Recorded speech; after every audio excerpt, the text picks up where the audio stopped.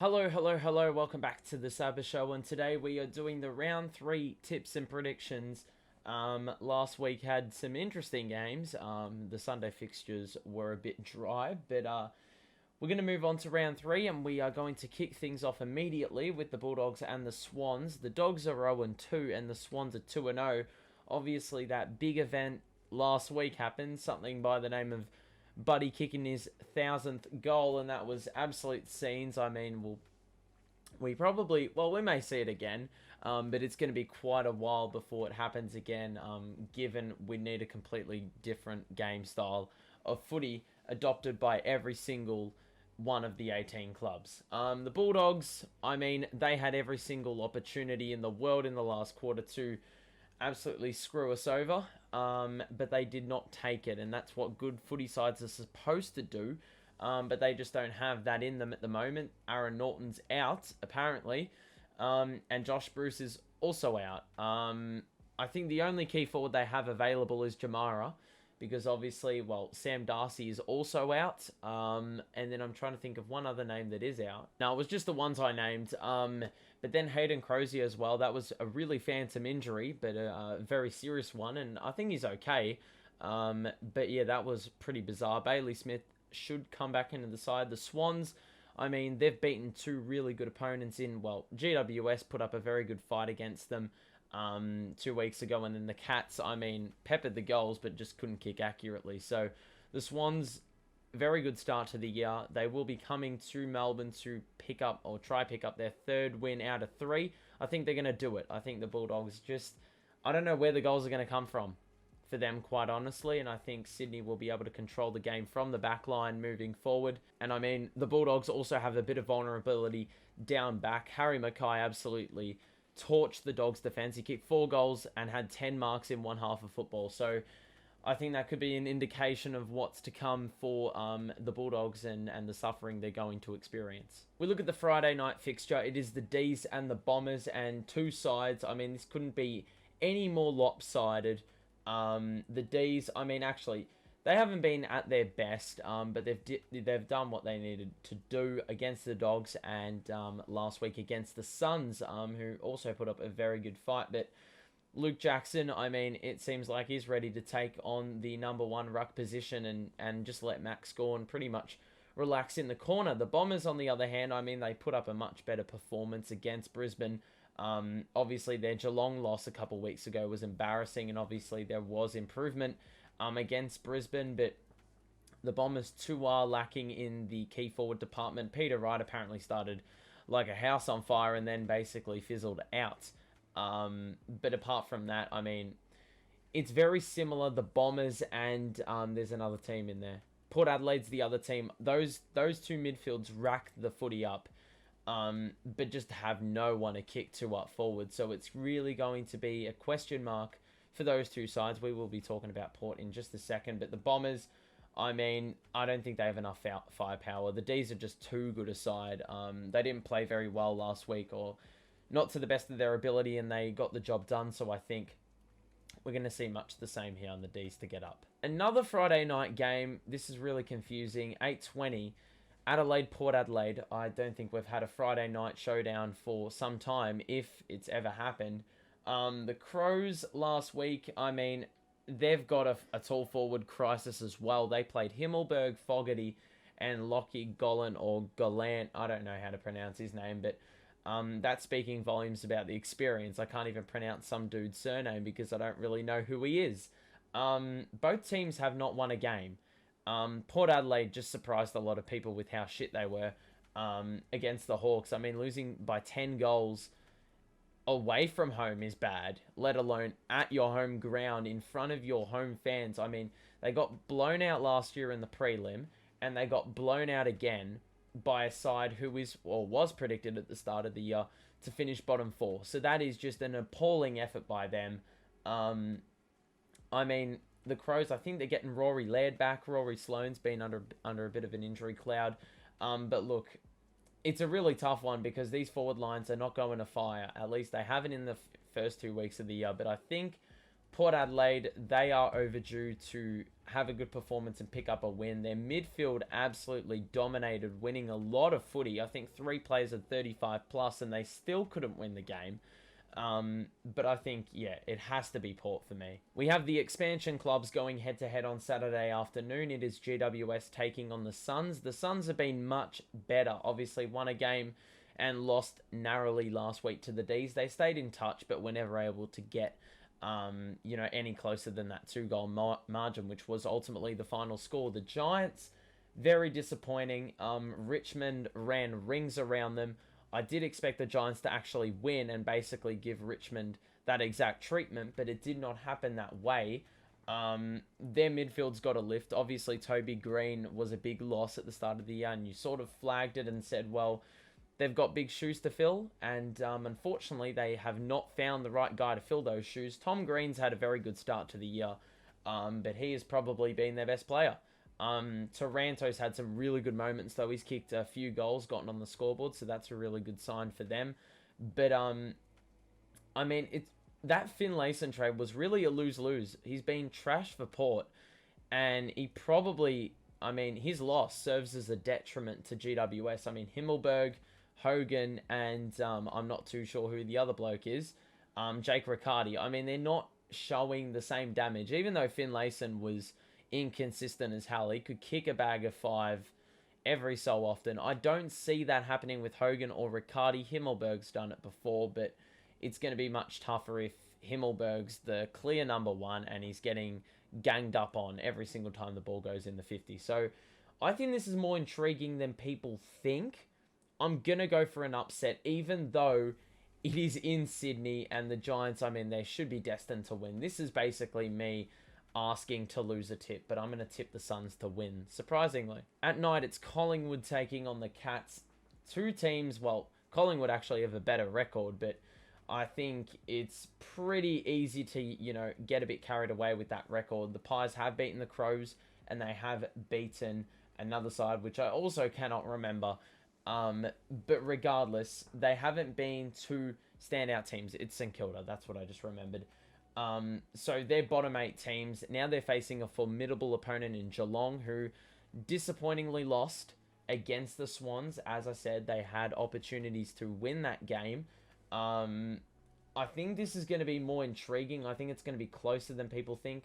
I think it's very easy to say that Collingwood, we've won 2 games in a row, we're going to get up. But I think it's also very easy to conclude that because they've won 2, they're absolutely going to lose this next fixture because they've gotten carried away. I think it's going to be much closer. I think Geelong are narrowly going to get the W, but I think Collingwood's list has been, well, it's gone under the radar, and I think they're going to put up a very, very strong fight. Like, they've shown in the first 2 weeks of the year that they actually have a very good football side. They've got a system.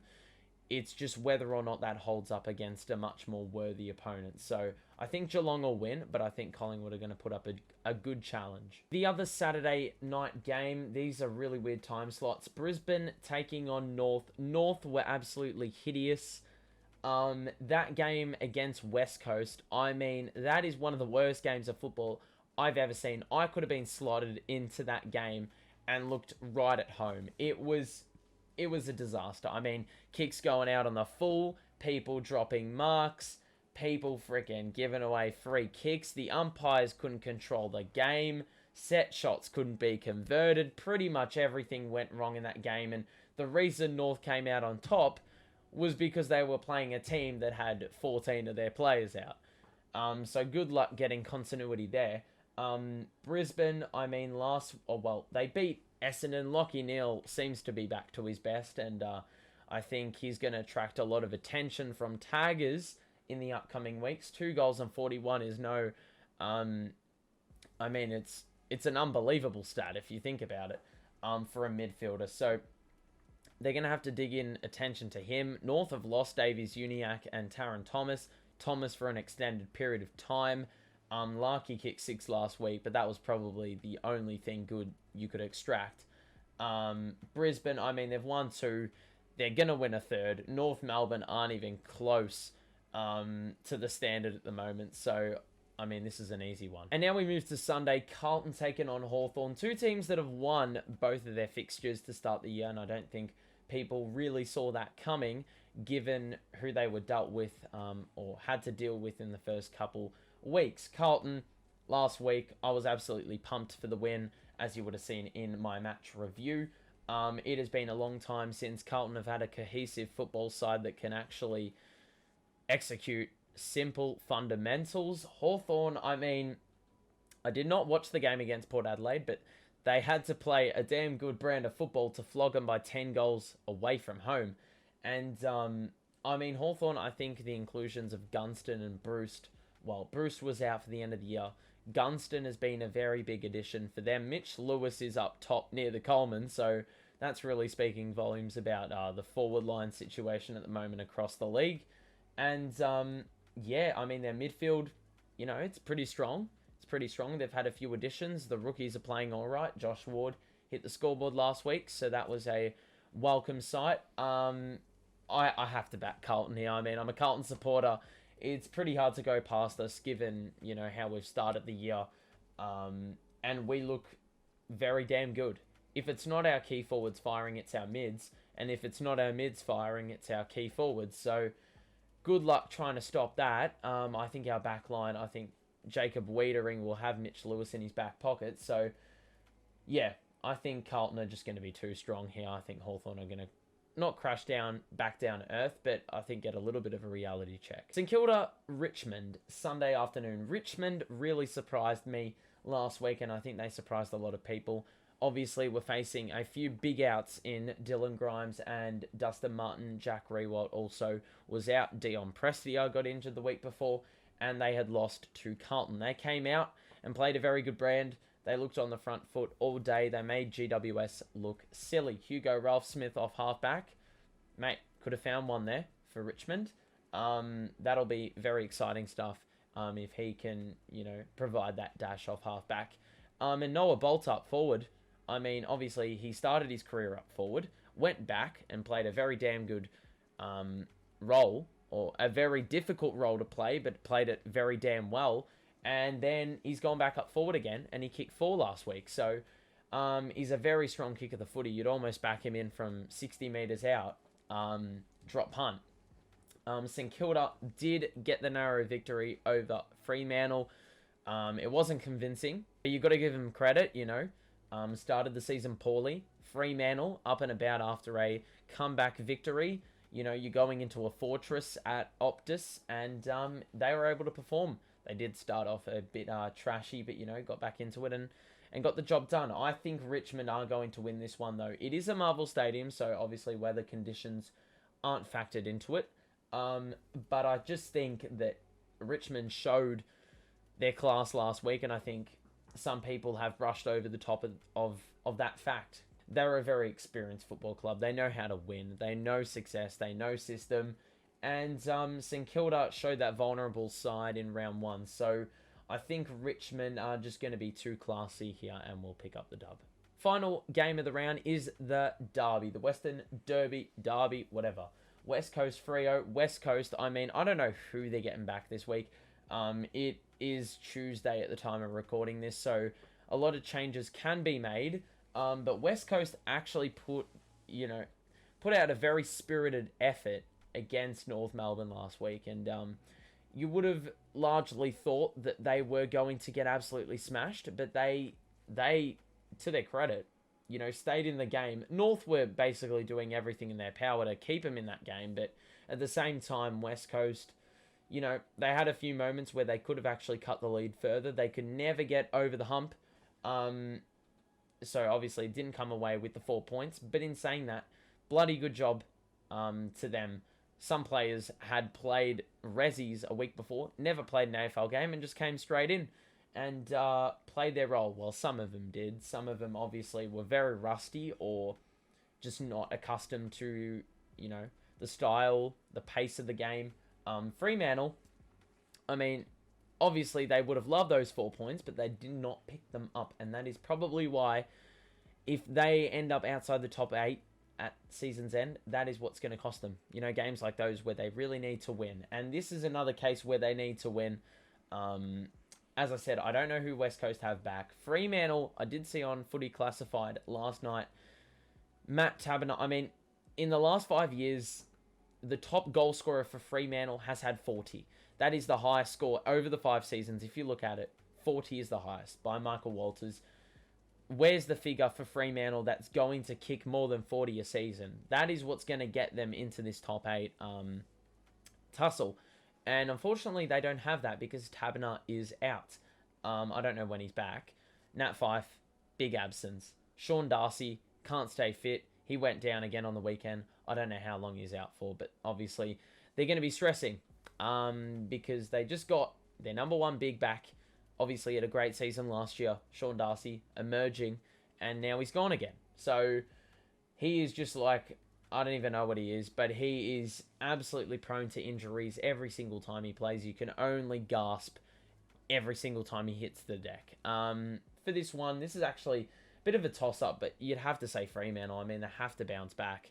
And I'd sense that Justin Longmuir knows that. So I think the players all know the importance. And I think West Coast, I don't know, as I said, who they will have back. But I would suspect they're still going to have a lot of players out, a lot of important figures out. And Jack Darling looked a bit off it. So even the players coming back in are going to take a little bit of time to, get back into the swing of things. So Fremantle is my tip for the final game of the round. And that's going to be it. Thanks for watching. I did hope you enjoyed this one. Drop a like and subscribe. You know the deal. Support's been great recently. So thank you to those who have subscribed and liked the episodes and whatnot. But yeah, that's going to be it from me. So have a great rest of your day, evening, wherever you are in the world. And I will see you in the next one. Peace out, everyone.